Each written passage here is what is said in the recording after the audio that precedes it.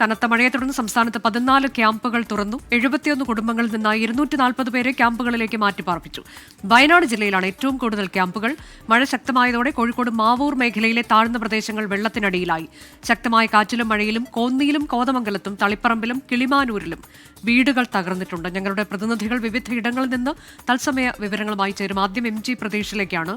പ്രതീഷ്, സംസ്ഥാനത്ത് വിവിധ ഇടങ്ങളിൽ ക്യാമ്പുകൾ തുറക്കുന്നു എന്ന വാർത്തയാണ്. കൂടുതൽ ക്യാമ്പുകൾ തുറക്കേണ്ടുന്ന സാഹചര്യമാണോ? നിലവിൽ ഏറ്റവും ഒടുവിലായി നൽകാനുള്ള വിവരങ്ങൾ എന്തൊക്കെയാണ്?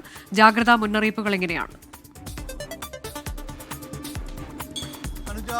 അതിശക്തമായ മഴയിൽ സംസ്ഥാനത്ത് മഴക്കെടുതികൾ അതിരൂക്ഷമാണ്. ഇതിന്റെ ഭാഗമായാണ് കൂടുതൽ ക്യാമ്പുകൾ സംസ്ഥാനത്ത് തുറന്നിട്ടുള്ളത്. 14 ക്യാമ്പുകളാണ് ഇന്ന് ഏറ്റവും പുതിയ കണക്ക് പ്രകാരം സംസ്ഥാനത്ത് ആരംഭിച്ചിട്ടുള്ളത്. 240 പേരാണ് ഈ 14 ക്യാമ്പുകളിലായി സംസ്ഥാനത്ത് കഴിയുന്നത്. അപകടാവസ്ഥയിലുള്ള സാഹചര്യം എവിടെയെങ്കിലും ഉണ്ടെങ്കിൽ അവർ ഉടനെ ക്യാമ്പുകളിലേക്ക് മാറണമെന്നതാണ് റവന്യൂ വകുപ്പിന്റെ നിർദ്ദേശം. ഈ ദുരന്തബാധിത പ്രദേശങ്ങൾ, ഉരുൾപൊട്ടൽ സാധ്യതയുള്ള മേഖലകൾ, ഇവിടെ നിന്നെല്ലാം തന്നെ ആളുകളെ മാറ്റിപ്പാർപ്പിക്കാൻ ജില്ലാ ഭരണകൂടങ്ങൾക്ക് ഇതിനോടകം തന്നെ നിർദ്ദേശം നൽകിയിട്ടുണ്ട്. ഈ ക്യാമ്പുകളിലേക്ക് വേണ്ട അടിസ്ഥാന സൗകര്യങ്ങളെല്ലാം തന്നെ ജില്ലാ ഭരണകൂടത്തിന്റെ നേതൃത്വത്തിൽ നടത്തുന്നുമുണ്ട്.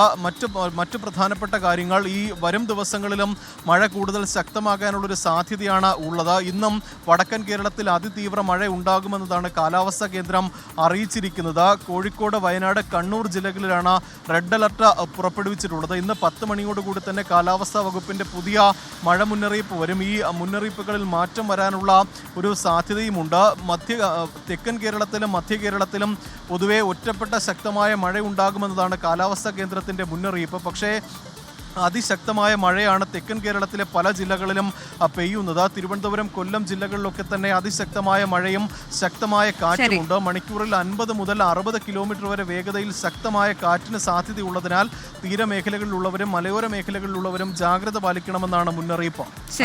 സംസ്ഥാനത്ത് ഇന്നും അതിതീവ്ര മഴ തുടരും. 3 ജില്ലകളിലാണ് റെഡ് അലേർട്ട് ഉള്ളത്. കൂടുതൽ ജില്ലകളിൽ ക്യാമ്പുകൾ തുറക്കുന്നു എന്നുള്ളതാണ്. 240 പേരെ ഇപ്പോൾ 71 കുടുംബങ്ങളിൽ നിന്നായി മാറ്റിപ്പാർപ്പിക്കുകയും ചെയ്തിട്ടുണ്ട്.